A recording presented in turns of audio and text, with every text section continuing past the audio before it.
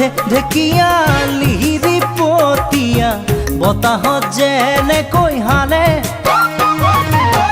ঢোলৰে চাপৰ তোৰে লাহি কঁকাল দুচেও তিনি চেওকৈ ভাগে